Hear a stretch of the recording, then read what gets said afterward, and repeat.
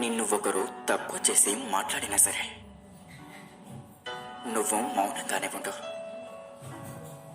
ఎందుకంటే మాటలకి నీ విలువను పెంచే శక్తి లేదు. కానీ ఒక్కసారి గెలిచి చూడు. ఆ గెలుపుకి తప్పకుండా నీ విలువను పెంచే శక్తి ఉంటుంది. ఆస్వాదించుదాన్ని. పడిపోయిన ప్రతిసారి లేవడం ఎలా అయితే నేర్చుకున్నావో అలాగే మోసపోయిన ప్రతిసారి కూడా ఒకరిని గుడ్డిగా నమ్మడం ఎంత ప్రమాదమో కూడా తప్పకుండా తెలుసుకోవాలి. వస్తువుని ఉపయోగించుకొని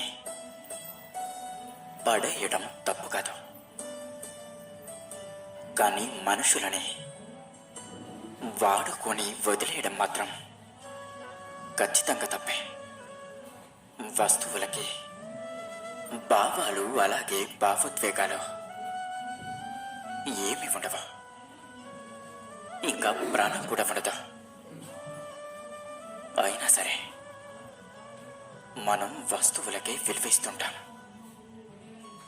మనుషులని ప్రాణం లేని వస్తువుల్లా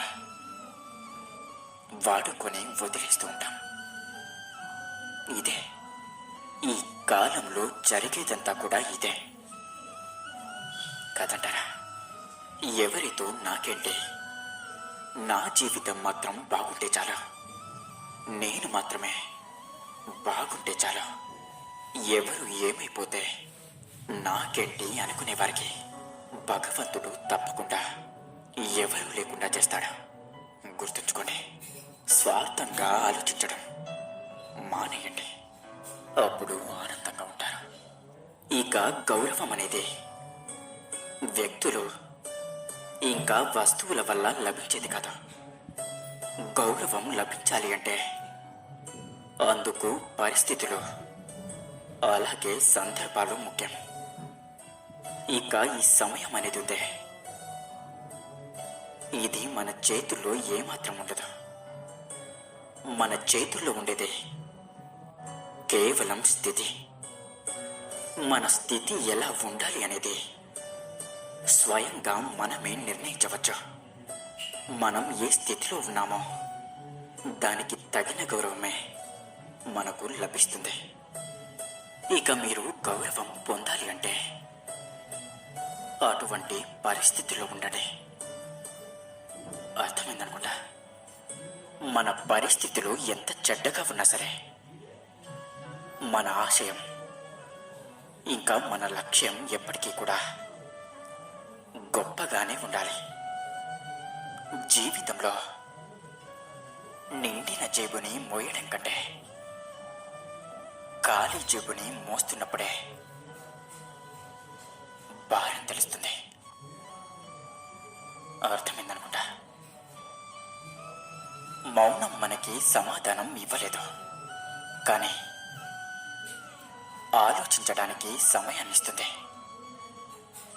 నీ జీవితంలో ఉన్న ప్రతి వ్యక్తి కూడా ఏదో ఒక రోజు ఏదో ఒక సందర్భంలో ఎవరో ఒకరు నిన్ను బాధ పెడుతూనే ఉంటారు. కేవలం సంతోషాన్ని మాత్రమే ఇవ్వగలిగే మనుషులు దొరకటం అసాధ్యం కదంటారా? జీవితాంతం ఒక బంధం నిలబడాలంటే క్షమించే గుణం అలాగే భరించే ఓపిక నీ మనసుకి తెలిసుండాలి. గుర్తుంచుకోండి. కోపంతో అనే ఒక్క మాట ఎంతటి బంధాన్నైనా దూరం చేయగలదు. ఎందుకంటే అందరికీ కనిపించేదే ఆ కోపమే తప్ప దాని వెనుకున్న బాధ ఎవ్వరూ అర్థం చేసుకోరు. అవునా? ఇక అలా అర్థం చేసుకున్న వారితో బంధం ఎన్నటికీ దూరం అవ్వదు. గుర్తుంచుకోండి.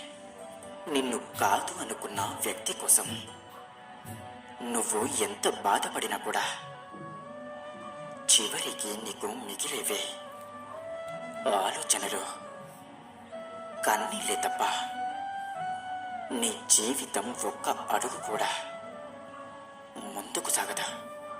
గతం గురించే ఆలోచిస్తూ కూర్చుంటే భవిష్యత్తు అంతా కూడా నాశనమైపోతుంది. ఇక దానికి కారణమైన వారు మాత్రం సంతోషంగా తమ జీవితాల్లో హాయిగా గడుపుతూ ఉంటారు. మీరు మాత్రం ఎందుకని అలా దిగాలుగా పడిపోయి ఉండాలి? ఒక జీవోత్సవంలా మీకు ప్రాణం ఉంది, గతాన్ని మర్చిపోయే శక్తి ఉంది. ఆలోచనల్లో కాదు, వాస్తవంలో జీవించండి. ఆ గతమే మీ భవిష్యత్తుకి పునాదిగా మలుచుకుని ఉన్నత స్థాయికి ఎదగండి. అప్పుడే మీ జీవితానికి, మీ గతం తాలూకా అనుభవానికి ఒక అర్థం ఉంటుంది. ఎందుకని గతాల తాలూకా జ్ఞాపకాలతో మీ జీవితం నాశనం అవ్వాలి? తప్పు చేస్తే కదా వారి జీవితాలు కదా నాశనం అవ్వాల్సిందే. వారి జీవితాలు కదా పశ్చాత్తాపంతో కృంగిపోవాల్సిందే. ఇక స్వచ్ఛంగా ప్రేమించిన మీరు, నిజాయితీగా జీవించిన మీరు గర్వంగా జీవించండి. నిన్ను ప్రేమించే వ్యక్తులు కూడా నిన్ను బాధ పెడతారు అనే నిజాన్ని నీ మనసుకి నేర్పినప్పుడే నీకు అసలైన ప్రేమంటే ఏమిటో అర్థమవుతుంది. నిన్ను అర్థం చేసుకోలేని మనిషిని అడిగి అడిగి అలసిపోవడం కన్నా అర్థం చేసుకొని ఆగిపోవడమే మంచిది. అది ప్రేమలో అయినా లేదా స్నేహంలో అయినా. నీకు మంచి రోజులు వస్తాయి అనే మాట ఎంత వాస్తవమో, ఈ సమయం పోతే మళ్ళీ తిరిగి రాదు అనే మాట కూడా అంతే నిజం. గుర్తుంచుకోండి, జీవితం అనేది ఎప్పుడు కూడా ముందుకు పోతూనే ఉండాలి. నువ్వు ఆగిన చోటే ముగింపు అనుకుంటే ఎదురొచ్చే ఆహ్వానాలు నీకు ఎప్పటికీ కనిపించవు. గుర్తుంచుకోండి.